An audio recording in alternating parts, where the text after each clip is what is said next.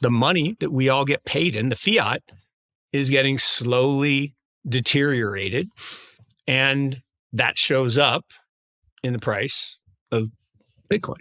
The passive versus active debate is a tough one, because the more passive there is, the more you just keep reducing the supply, and that's like a supply shock. Mark Yusko, CEO of Morgan Creek Capital, states that fiat currency is losing value over time, and this decline is evident in the rising value of Bitcoin. Additionally, Yusko notes a current dominance of passive over active money in the United States.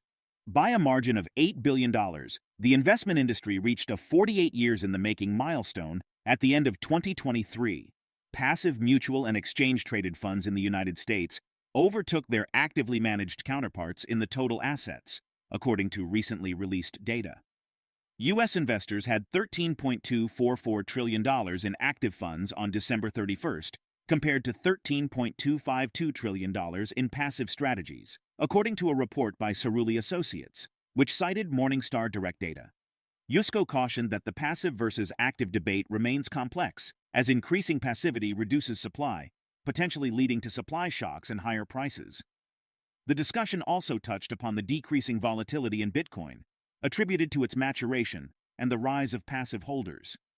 Yusko acknowledged the structural passivity in ETFs and the reduced leverage and speculation in the market. Recent data from MarketVector has shown a significant downturn in the volatility across various sectors of the cryptocurrency market, with Bitcoin leading the way.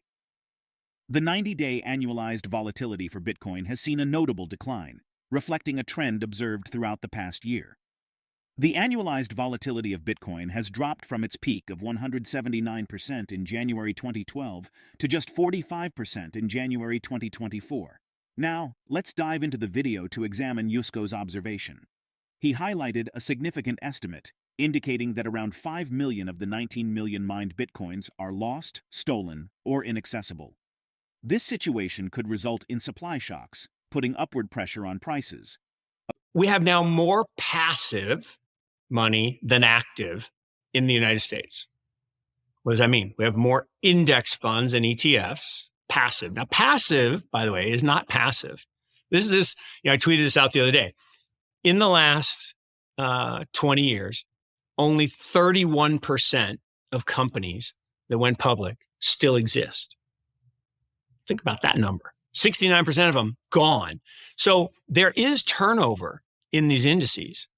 It's just slow.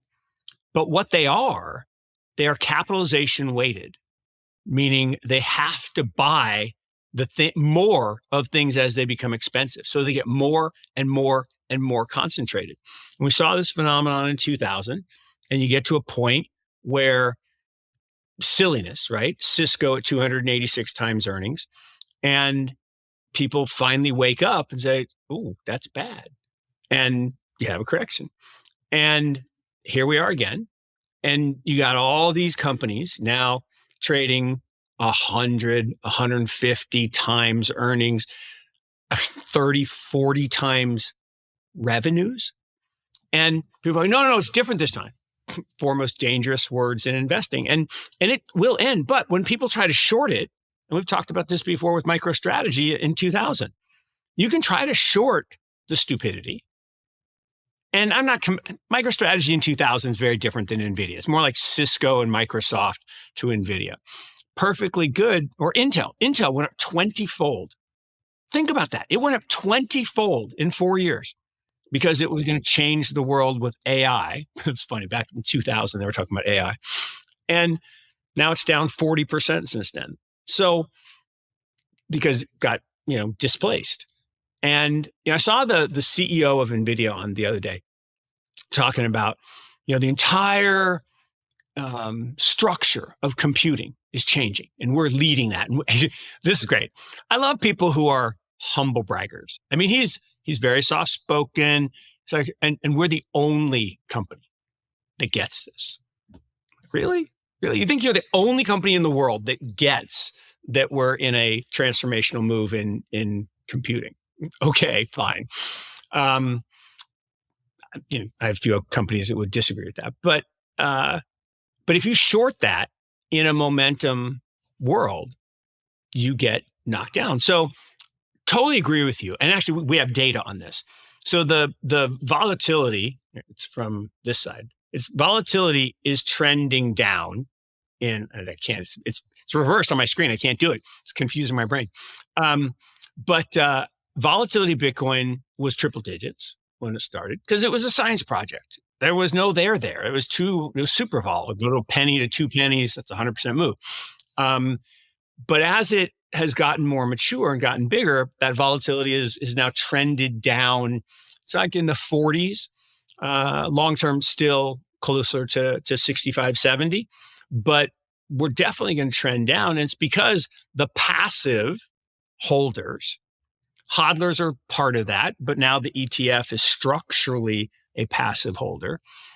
Leverage is also down. So there's not as much leverage and as much speculation. There will be more leverage. Leverage will come back, but there's not as much as there was. So I don't disagree with that at all. But the passive versus active debate is a tough one because the more passive there is, the more you just keep reducing the supply, and that's like a supply shock. And that 3% number is actually probably not right. Not that your number's not right, but I just saw this stat. No, I just saw this stat that kind of blew me away. I mean, I knew the lost or stolen component of Bitcoin was big, but I never saw it in a visual. The estimate is that 5 million of the 19 million coins that have been mined to date are untouchable. Lost, stolen, stuck in multi-sigs where somebody's passed, or that's a big number. And even if it's not right, it's probably not off orders of magnitude. And so that 3% is probably more like 5% and trending to a very large number. So supply shocks will lead to higher prices. Full stop. According to Mark Yusko, the market is a collection of participants who may believe they influence to pressure the Federal Reserve into making certain decisions. Markets have been making aggressive bets on how many cuts the Fed will make this year. In December, the Federal Reserve forecasted 3 interest rate cuts in 2024. Federal Reserve Chair Jerome Powell vowed in an interview aired Sunday that the central bank will proceed carefully with interest rate cuts this year and likely will move considerably slower than the market expects. In a wide-ranging interview with 60 Minutes after last week's Federal Open Market Committee meeting, Powell expressed confidence in the economy, promised he wouldn't be swayed by this year's presidential election, and said the pain he feared from rate hikes never materialized. Examining economic indicators, Yusko challenges the notion of a recession, particularly considering the surge in GDP data. Now, let's redirect our attention to a video. The market, right? And what is the market? It's the collection of the participants. I think actually believe they could bully the Fed into it, which, because it's always that, well, this predictor is always right, so it has to be right. Well, no, it's not causative, it's correlative. So I think that was the first thing. So the idea that suddenly we were going to be in a world where rate cuts were not only necessary but were politically palatable, I think was silly. Now, we are in an election year, and as we get closer to the election, I think the odds go up dramatically that there'll be pressure from the incumbents to cut rates. So that I think is real. But again, if you look at history, when do Feds cut rates? They cut rates in response to economic weakness and recession. Like we're literally in recession. It hasn't been called yet, but if you look at the chart, you got the gray bars, and those are the recessions, and the rate cuts start inside those gray bars. But those gray bars haven't been called at the time of the rate cuts. That's kind of like the acknowledgement by the Fed that, things are getting bad. And then 9 months later, the powers that be, the NBER, say, yep, you were right. There's a recession. So not anywhere close if you look at the data, particularly, GDP data surging. Now, that's a false flag in that, Q4 GDP. But it's like, yeah, look how great we are. That is the best $300 billion of GDP that $800 billion of fiscal deficit could buy. I mean, if I pay $800 billion for something, I better get more than $800 billion. Don't give me $300 billion. Where the hell did the other $500 billion go? Interest and other places. So there is a bad multiplier effect in government spending right now. It's worse than the normal government spending. Government spending has a negative multiplier. What you want for economic growth is corporate borrowing and spending, not government. Government crowds out private. So that's bad. So that's the first thing. It's just a myth that, we just pumped up the economy with fake money. And anyway, so we got that. Then second thing is jobs. And, you and I've talked about this ad nauseum, so I'm not going to belabor it, but, they're going to keep faking the jobs numbers. And I sent you the analysis the other day that, it's like 50% of the reported jobs then get taken off later in adjustments, but no one looks at the adjustments. So whatever. So they're going to keep lying about jobs. And so no chance that you could just say, we're going to cut.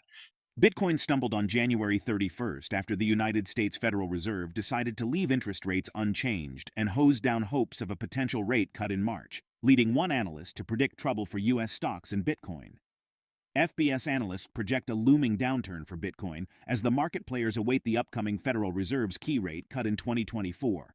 What is your stance? Your input is valuable. Share your thoughts in the comments. If you found this content helpful, give it a thumbs up and remember to subscribe to stay updated. Thank you for being a part of this journey with us.